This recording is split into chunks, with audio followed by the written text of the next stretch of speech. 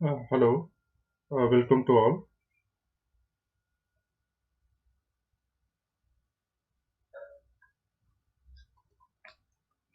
So today we'll discuss about the TCS Code Vita Season 9 guidelines.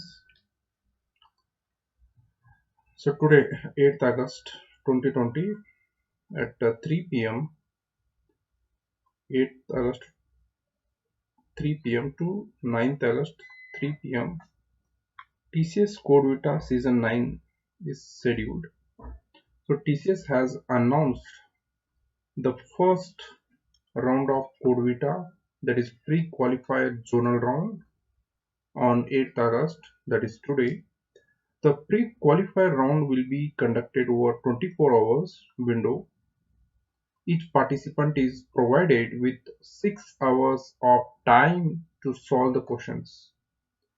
Each registered student has received the mail with their zonal information along with the other participation guidelines. Okay, so the event date is 8th August from 3 p.m. to 9th August 3 p.m. The nature of test is there will be 6 questions to be solved in 6 hours over 24 hours window.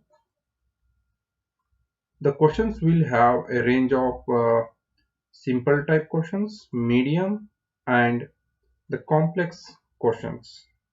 Complex questions.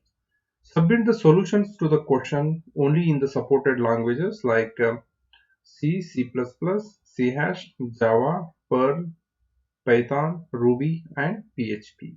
You can use any one language. You can only upload a solution whose extension belongs to one of the following: .c, .cpp, .py, .java, .ruby, rb, .cs, .php, and .pl. Otherwise, you would not be able to submit. It is an open book online test. It is an open book online test and allows the students to research, but the student should give attribution of the code. This is very important. He should give the link from where he referred the code or data. That is, he or he should mention the clear path of the attribution. If the students fails to give the attribution of the code, then it will be treated as plagiarism. So attribution is very important. Plagiarism will have very serious consequences in the actual contest. TCS has a team and the system dedicated to check the plagiarism, so refrain from copying code as the general practice. Attribution of a code: during the TCS Code Vita contest, a participant could refer to the web resources and has to clear the web link. He has to declare the web links. He has to declare the web links that they have referred before submitting his/her solution on the Code Vita system. The web links he has to submit in along with his/her solution on the Code Vita system. This is referred to as the attribution of the code. If the student has written the entire code from the scratch, then the attribution of the code, it does not apply. The expert tip: it is advised to set up your local environment much before the contest so that you get accustomed to it. That is local compiler in your system. Match your the language compiler and or interpreters with the supported versions. The list can be viewed at this particular web link, tcscodevita.com, codevita v8 codevita blog. So in this link you can view the different supported versions. Coding in a local system is not only fast, it is convenient too, as per the TCS top coders, as it saves the code directly to your machine. As it saves the code directly to your machine.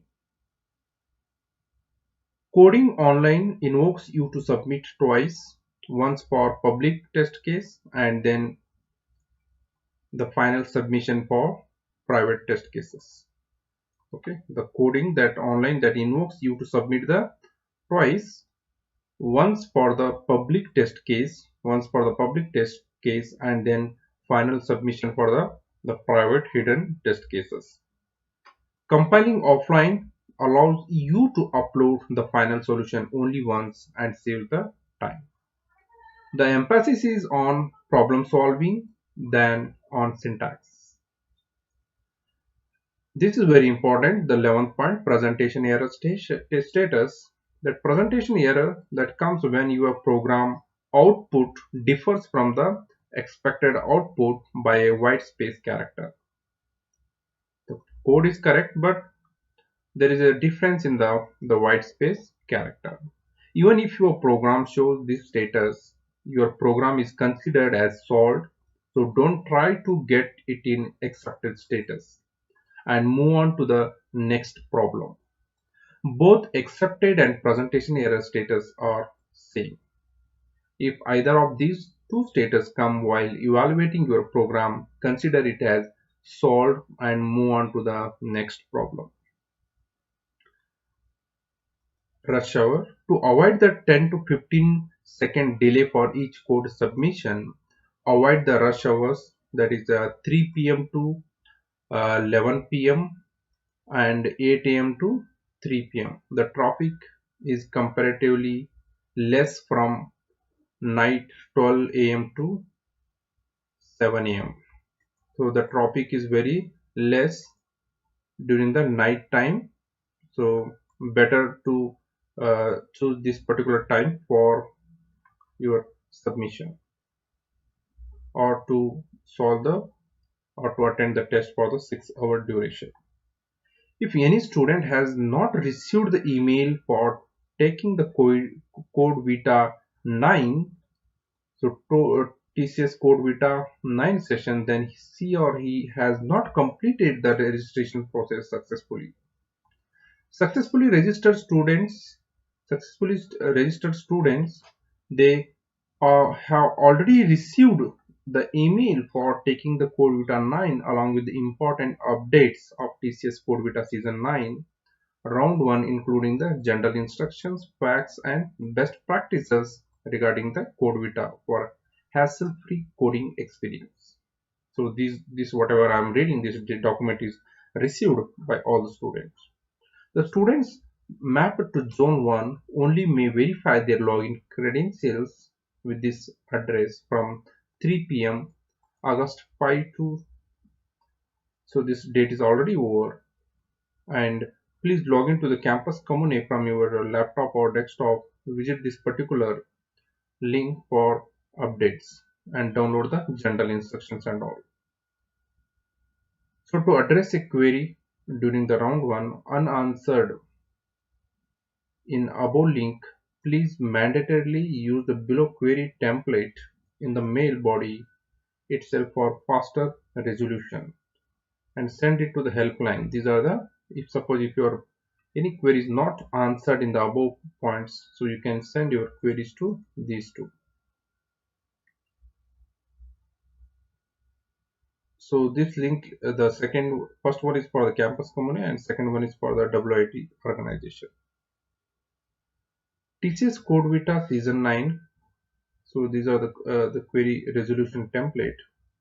Provide your, means how you can provide the query, your CT number, lost login date time, and describe the issues, whatever the issues are there, and please mention the troubleshooting measures undertaken. Okay, so this is your mail ID, that mail ID. Armed with the mock Vita and practice round advantage, we are sure that you will put forth the best performance and taking one step forward towards the championship trophy.